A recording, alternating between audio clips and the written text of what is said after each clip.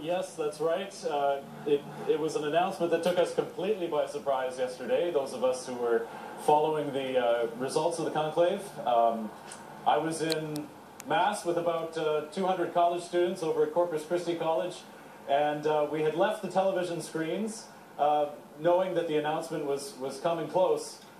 Somebody turned to me in the middle of the service and said, "He's a Jesuit." And I thought he was referring to the presider.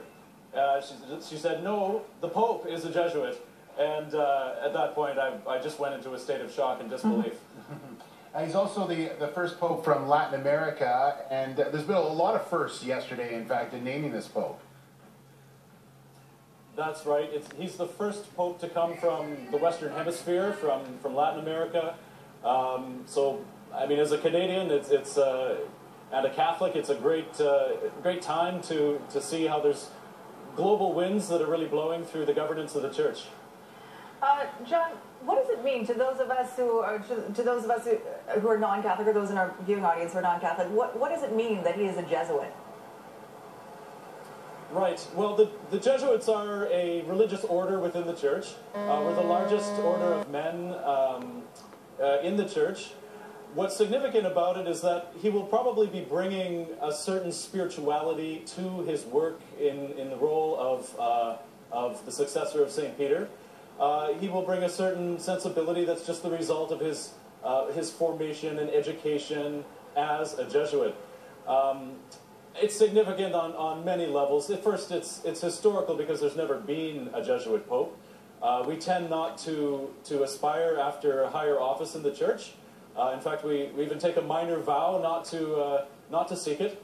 But you know, when the Church asks the Jesuit to serve as a bishop, or in this case now as a pope, generally we will accept. So it's yeah, and talk a little bit about Francis himself. And we've learned a lot about him in the last day, because he was not really on any of the media's radar, obviously, before going into the conclave. But since then, we've learned that he lived at a one-room house, and he took the bus, and he made his own meals, and he made that known by taking the name Francis, and also speaking to the people at St. Peter's Square the way he did yesterday were the first things that he had to say.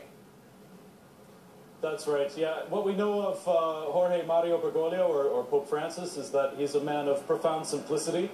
The name Francis, obviously, was chosen with deliberation on his part to represent St. Francis of Assisi, we assume, who was, of course, the saint who embodied poverty and simplicity. And so, yes, that's the man. He was known for living simply.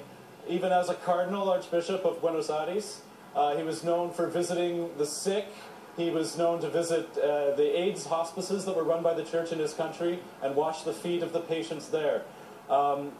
These are obviously qualities that he not only wants to bring personally to the office of Pope, but also, I think, a character or sensibility that he wants to bring to the Church insofar as he is the religious leader of the Catholic Church.